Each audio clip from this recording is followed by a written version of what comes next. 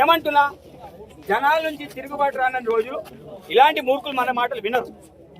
కాబట్టి వినాలంటే తిరుగుబాటు రావాల్సింది. ఆ కాలం ఈరోజు కలిసి వచ్చింది చెప్పినా. కాబట్టి మీరు కూడా కేసులు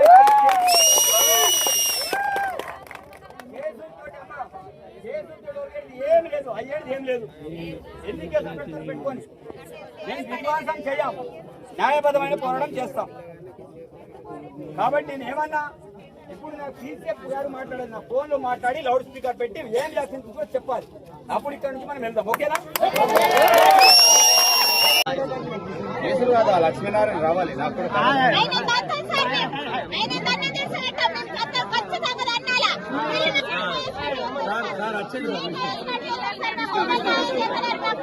చేపల వాటిని కానీ వాక్కెళ్ళినాం,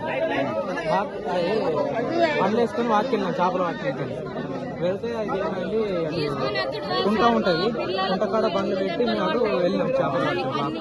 వెళ్తే ఆడ వలలు పెట్టి చేపల వాటి వల్ల వాళ్ళు ఫారెస్టులు వచ్చి బండ్లు పట్టుకుని వెళ్ళాం. మా వాళ్ళు ఏం చేసి అది బండ్లు అడిగిన పట్టుకొని వెళ్ళాం.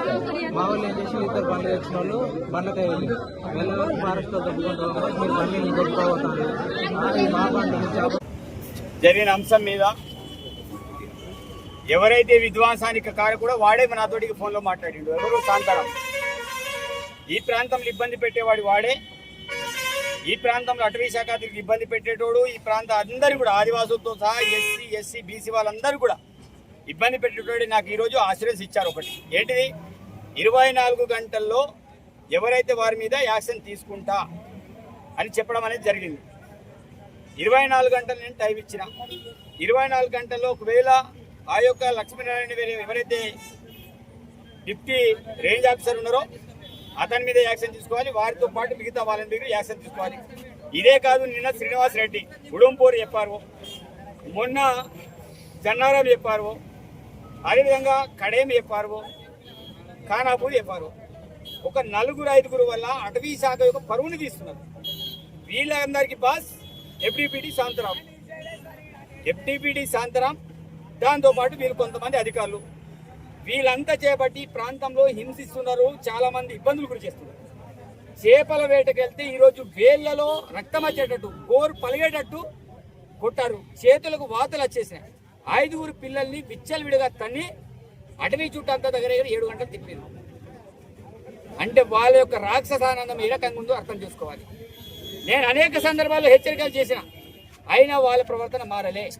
మొన్న నా సర్పంచ్ ఇంటి కాడ జక్కు భూమేశ్ దగ్గర 50 మంది అటవీ శాఖ అధికారులు లేరు. ఒక్క ప్రూఫ్ లేదు అతని దగ్గర.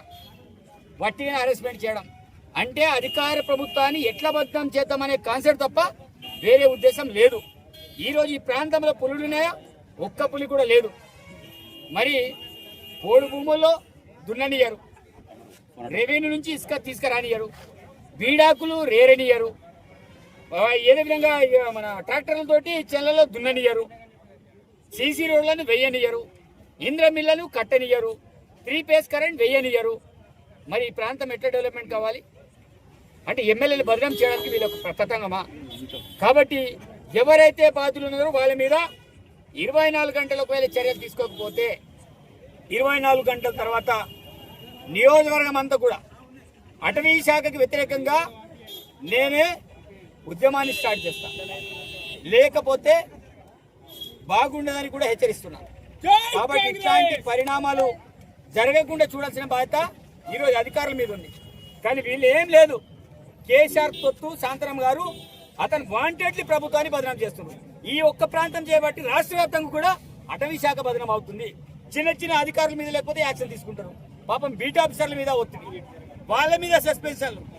అంటే ఇదంతా శాంతరాంశమైన తొత్తులు వీళ్ళంతా చేసే తతంగం. ఈ ప్రాంతం అంతా కూడా ఇబ్బంది పడుతున్నారు. కాబట్టి ఇమ్మీడియట్లీ శాంతరాంని కూడా ఈ ప్రాంతం నుంచి మార్చాలి. 24 గంటలు ఇక్కడ లక్ష్మీనారాయణ ఏదో ట్రాన్స్ఫర్ నుంచి ఇక్కడ నుంచి పంపించడం కాదు, అతని మీద యాక్షన్ తీసుకోవాలి. అదేవిధంగా వీళ్ళ మీద కూడా ఏవైతే ఫోన్లు గుంజుకున్నారు, బండ్లు గుంజుకున్నారు, వాళ్ళ వలని కూడా గుంజుకున్నారు. ఈ వీళ్ళ మీద కూడా కేసులు పెట్టని నేను చూస్తుండే వ్యక్తిని కాదు, చాలా సీరియస్గా చెప్పుకున్నాను.